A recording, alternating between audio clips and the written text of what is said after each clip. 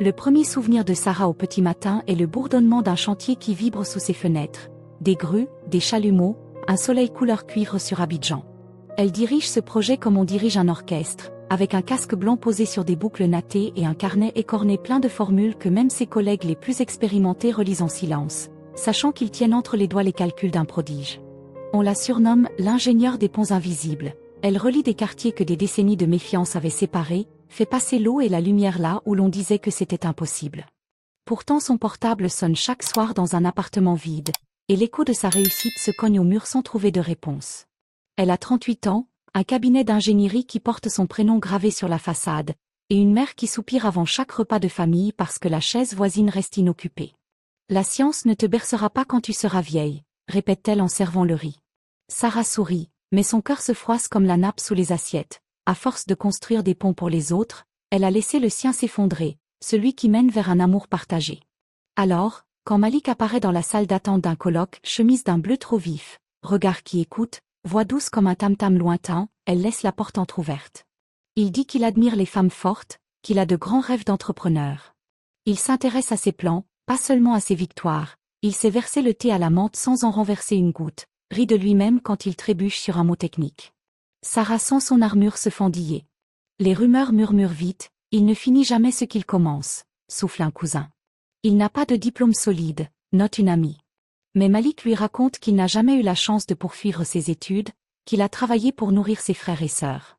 Cette confession sent la poussière d'un long voyage et Sarah y voit une carte postale d'humilité. Alors elle dit oui, oui au dîner, oui à la plage sous la lune ivoirienne, oui à un mariage intime dans un jardin de Bougainvilliers où elle paie presque tout mais où elle croit payer seulement la décoration de sa joie. Sa mère applaudit avec des yeux inquiets. Son père lui serre la main trop longtemps, comme pour transférer une ultime dose de prudence. Les 3 premiers mois sont un poème.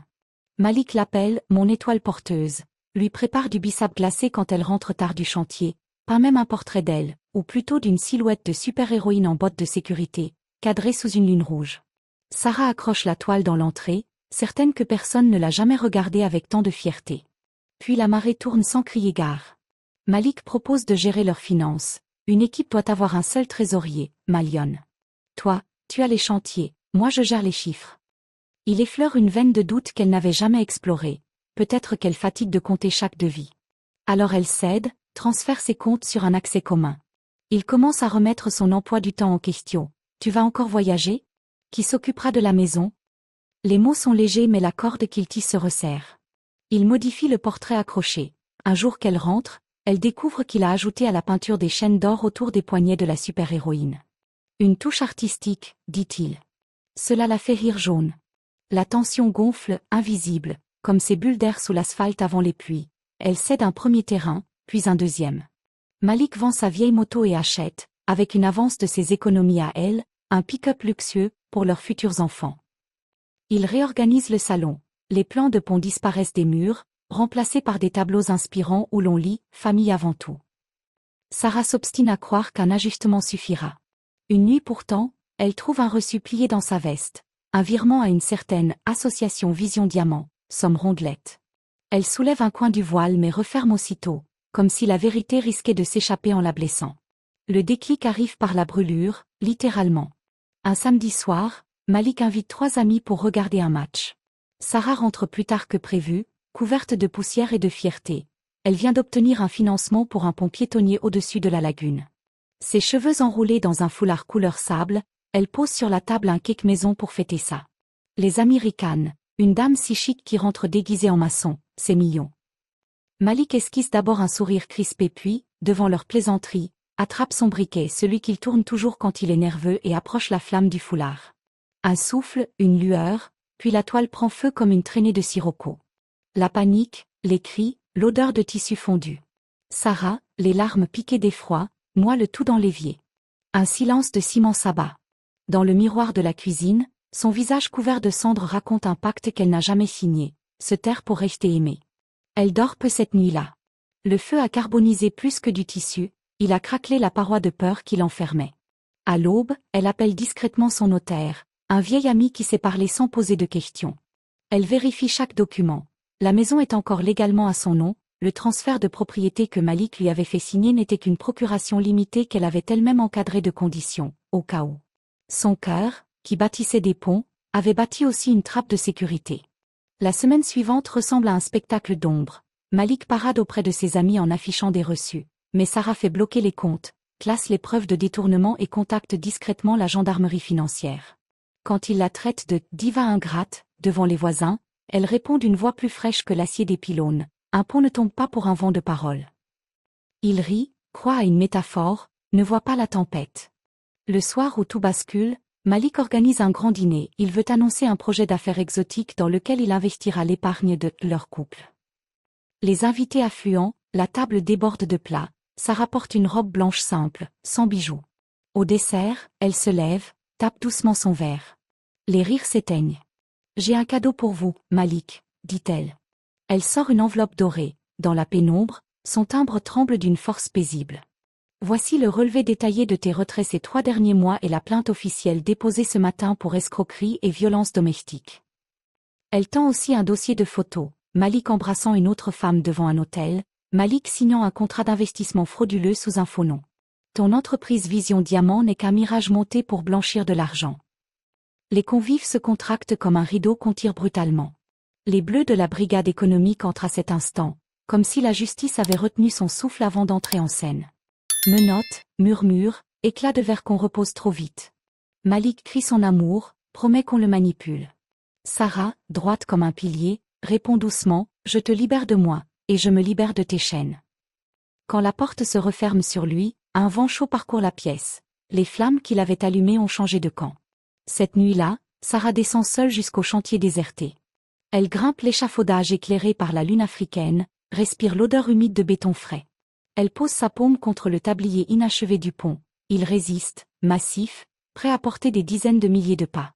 Alors elle laisse couler ses larmes dans l'obscurité, des larmes qui tombent comme une pluie de naissance. Elle murmure un merci silencieux à la fillette qu'elle était, celle qui traçait des routes sur le sable avec un bâton, et à la femme qu'elle est redevenue, celle qui sait qu'un cœur peut être son propre terrain solide. Au lever du jour, elle envoie un message vocal à sa mère. « Je rentre à la maison ce week-end, seulement pour te serrer fort et pour sentir l'odeur du manioc. Après, je repars. J'ai un pont à finir et une vie à recommencer. » De l'autre côté du téléphone, sa mère répond, la voix trempée de larmes salées et de soleil neuf.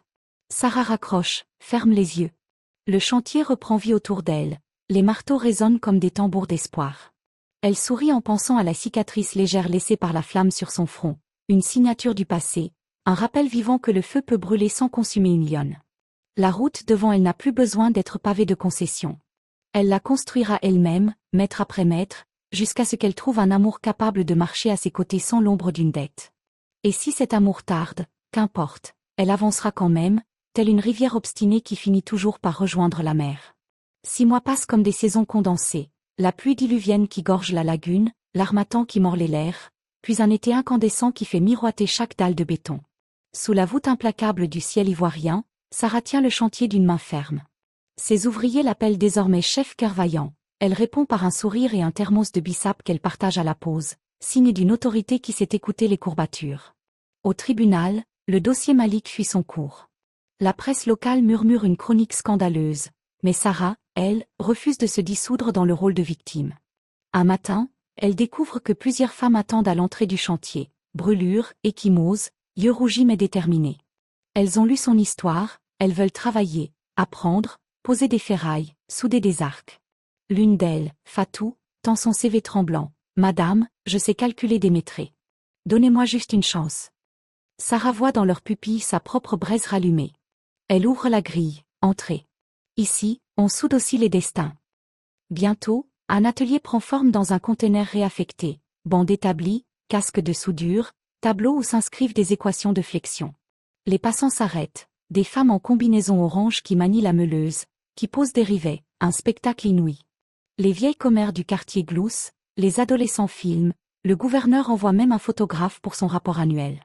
Sarah ne cherche plus la validation, mais lorsqu'elle voit ses visages fiers sous les étincelles, quelque chose de chaud s'allume entre ses épaules, une flamme d'héritage.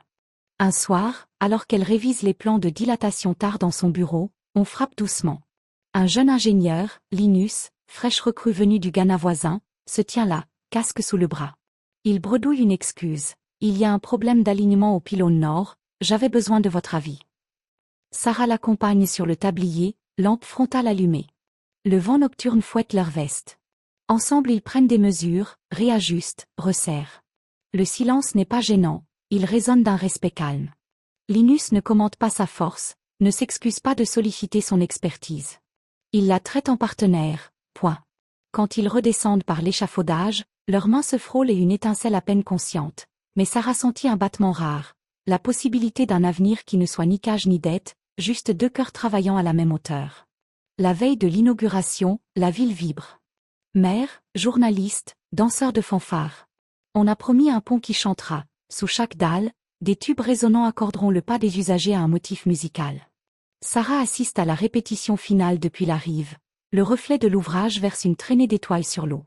Dans sa poche, un message de son avocat. Malik vient de plaider coupable, il passera plusieurs années derrière les barreaux. Elle lit sans trembler, puis efface la notification. Sa justice est déjà en marche. Chaque boulon serré par ses apprentis, chaque rivet posé devient un verdict définitif. Le jour J, le gouverneur coupe le ruban, les tam-tams résonnent, la foule se déverse sur le tablier. Une brise salée fait claquer les drapeaux. Sarah s'avance, casque sous le bras, robe chemise blanche tachée de poussière, elle n'a pas voulu se changer. Ses cicatrices et sa sueur racontent mieux l'histoire qu'un tailleur neuf. Fatou tient le micro. D'une voix ferme, elle rappelle la mémoire des femmes invisibles qui ont charrié du ciment depuis des siècles. Les gens applaudissent, certains versent une larme. Sarah croise alors le regard de Linus qui la salue de loin, main sur le cœur. Pas un geste de possession, juste un signe qui dit « Je te vois ». Au crépuscule, quand la fête se dissipe, elle reste seule sur le pont. Les derniers rayons caressent l'acier et la lagune miroite comme une nappe d'encre violette. Elle ferme les yeux. Dans le grondement lointain du trafic naissant, elle croit entendre un rugissement discret, peut-être le sien, peut-être celui d'un avenir où les lionnes marchent sans baisser la tête. Ses cils frémissent d'une larme qui ne chute pas, elle la garde comme réserve d'espoir. Sarah lève la main vers le ciel poncé d'orange et murmure, pour elle seule, la promesse d'ouvrir d'autres routes, de bâtir d'autres refuges où les femmes, les hommes, tous ceux que l'on a un jour réduits au silence, trouveront la voie, non pas vers un simple autre côté, mais vers eux-mêmes.